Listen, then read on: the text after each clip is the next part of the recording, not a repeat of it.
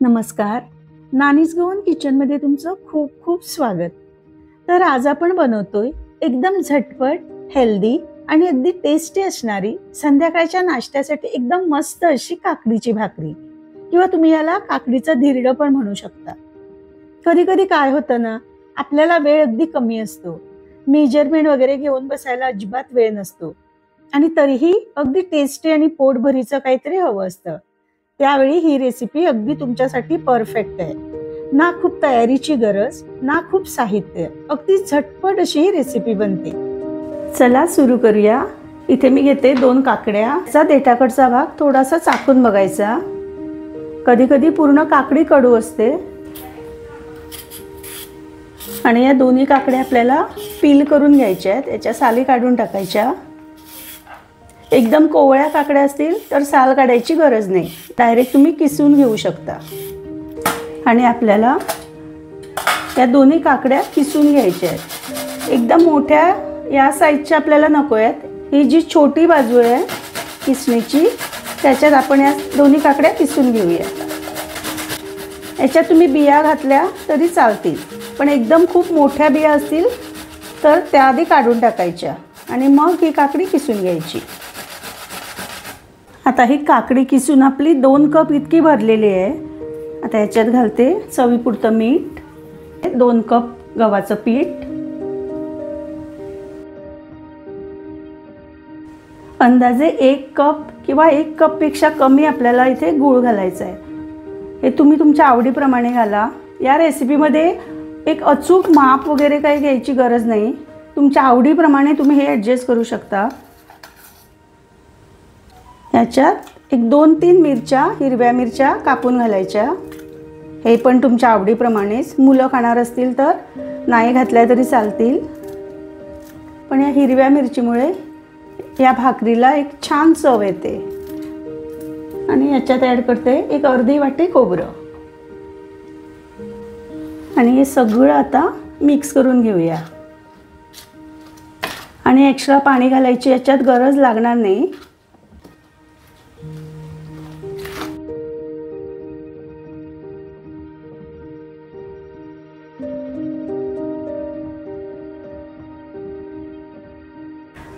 फक्त 2-3 मिनिटं असं झाकून ठेवते.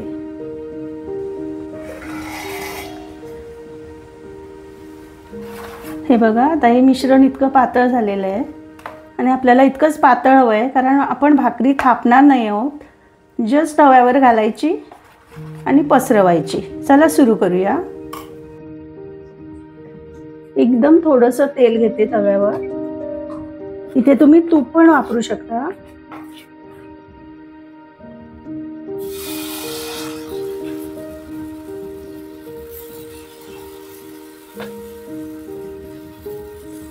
तर 2 चमचे बॅटर घालायचं, आणि तुम्हाला जितकी हवी आहे तितकी पातळ ही तुम्ही करू शकता.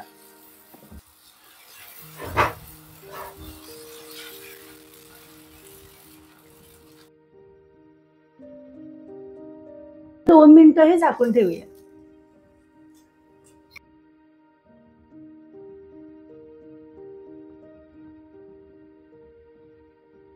एका बाजूने छान खरपूस भाजली की परतून घ्यायची.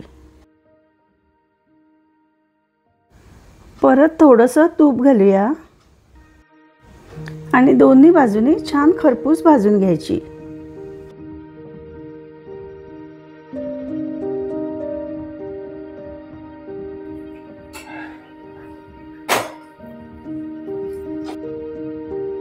आता याच्यावर छान तूप घालून तुम्ही ही भाकरी खाऊ शकता. काढून घेते.